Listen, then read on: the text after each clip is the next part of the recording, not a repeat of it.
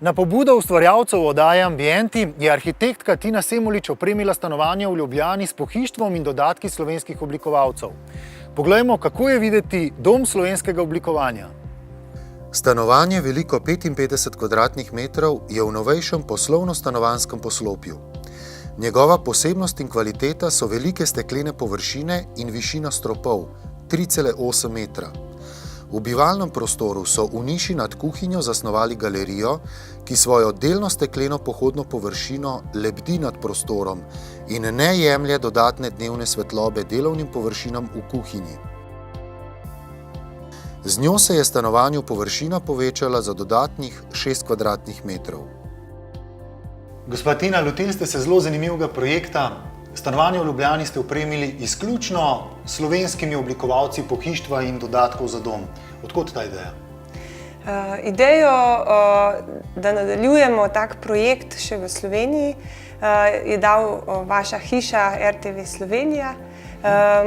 Mi smo v bistvu pred časom v juliju organizirali pop-up flat v Berlinu, kar pomeni, da smo stanovanje opremili s slovenskimi izdelki, ki je bilo za nekaj dni odprto javnosti in so lahko obiskovalci sami doživeli prostor in stanovanje, preizkusili slovenske izdelke, jih prijeli, probali. In kakšen je bil odziv?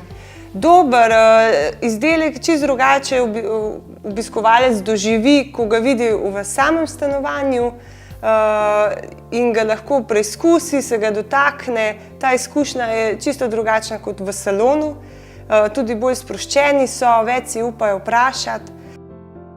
Gospod Jure, kako pogosto se zgodi, da vam naproti pride investitor, ki ima izrazit posluh za opremljanje lastnega stanovanja z izključno slovenskimi izdelki?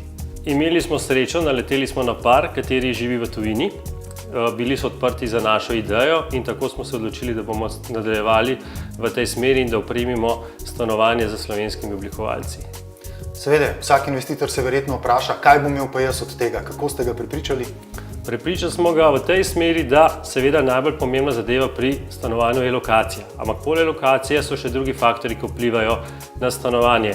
Imamo območje, ki se stanovanje nahaja, leto izgradnje stanovanja in predvsem je pa tudi oprema, katera se nahaja v stanovanju, zelo pomembno. Kot vemo, obleka naredi človeka, tako pa oprema naredi stanovanje. In za nekega lastnika, kateri ima stanovanje lepo opremljeno, to pomeni tudi, da lahko doseže višjo prodajno ceno ali pa višjo ceno pri oddajanju tega stanovanja. In ta naj bi bila po vaši oceni kolikšna? Tudi do 20 do 25%, če je stanovanje res lepo izdelano in opremljeno. No, to pa ni zanemarljivo. Vi ste velik strokovnjak tudi za nepremičninski trg, za prodajanje, kupovanje in tako naprej. Zdaj me pa zanima nek zelo preprost nasvet za vse, ki kupujejo ali pa tudi prodajajo stanovanje. Kaj morajo paziti, ko grejo, ne vem, k neki nepremičninski agenciji, da vse poteka tako, kot mora biti, da, ne vem, so papirji urejeni, da dobijo svoj denar in tako naprej? Predvsem se morajo odločiti za agencijo, katera je registrirana za to dejavnost, katera ima licencirane nepremičninske posrednike. Ko se stranke odločijo za nepremičninsko agencijo, lahko preverijo, ali so njihovi agenti licencirani na Ministrstvu za okolje in prostor. Potem pa je naloga seveda vsakega dobrega nepremičninskega posrednika, kateri išče za neko stranko stanovanje, da preverijo, ali je pravno stanje te nepremičnine urejeno, to se pomeni, ali je urejena etažna lastnina, ali je stanovanje vpisano v zemljiško knjigo, ali ima stavba uporabno dovoljenje in pa seveda treba je preveriti, zadnje cajte se blazno kupci bojijo tudi hipotek. Moramo vedeti, da v glavnem 80% stanovanj v Sloveniji je sedaj obremenjeno s hipotekami, ampak če se lotite nakupa preko agencije poskrbimo za vse potrebne papirje, da lahko posel speljemo varno in da je na koncu stranka zadovoljna. Bivalni prostor v sivih odtenkih oživi z dodatnimi barvnimi poudarki in sicer se prepletata barvi hrasta in oreha. Obe vrsti lesa se ponovita v spalnici v obliki svetil, motiv hrasta pa se prek postelje in pručke nadaljuje proti tlom. Kopalnica ostaja v svoji opremi s pohištvom zadržana.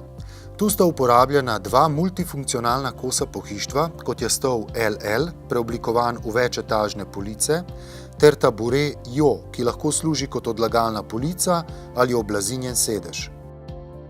Zgodbo stanovanja dopolnjujejo poleg premišljene in izbrane razporeditve opreme tudi manjši dodatki za dom ter umetnine, ki prostor še nadgradijo tako, da ustvarijo vzdušje in stanovanje spremenijo v dom. Oprema je bila izbrana na podlagi zasnovanega koncepta stanovanja ter izdelkov, ki so jih povabljeni oblikovalci, podjetja in oblikovalske skupine dali na voljo. Verjetno so številni oblikovalci vseh teh izdelkov, ki jih vidimo v tem stanovanju, jih je bilo težko nagovoriti, da so se vam pridružili pri tem projektu. Večina oblikovalcev je bila navdušenih, nekaj se jih tudi ni odzivalo na samo povabilo, mogoče so prezasedeni, sploh te se mi zdi uveljavljeni, da se marsikateri ni odzval. So se pa odzvala podjetja, za katere so oni oblikovali, tako da so še vedno tukaj prisotni. Večini pa se zdel projekt super in spodbuden za njihovo ustvarjanje in da lahko svoje izdelke pokažejo na čim večjih koncih, na čim več različnih načinov, da ni samo sejem, da ni samo salon ali pa revije, ampak mogoče taka bolj pristna izkušnja, da človek sam stopi v prostor in doživi izdelek za uporabo. Kje pa gledalci lahko dobijo vse potrebne informacije, kdaj, kje vas lahko obiščejo? Vse informacije lahko dobijo na naši spletni strani ifielddesign.si in pa na vaši spletni strani. To pa že veste, www.tvambienti.si.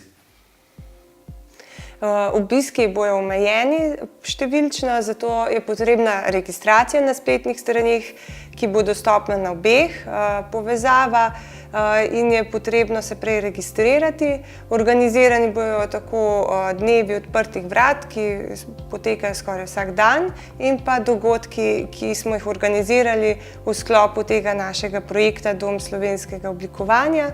Odvijala se bojo svetovanja s področja oblikovanja interierja, opreme in pa svetovanja s področja prenove svojega stanovanja in pa nakupov, oddaje nepremičnin, se pravi vseh različnih področji, in pa še malo bolj sproščen program, ki bo zajel uporabo doma, kot so kuharske delavnice in otroške delavnice.